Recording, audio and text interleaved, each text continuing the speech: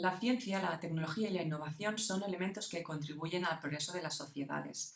Sin embargo, este progreso social depende completamente de la educación y en particular de la educación científico-tecnológica y matemática, la educación STEM.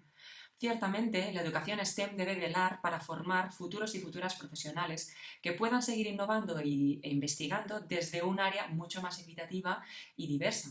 Pero también la educación STEM debe desarrollar las habilidades del ámbito científico, tecnológico y matemático de los y las jóvenes independientemente de sus elecciones profesionales futuras.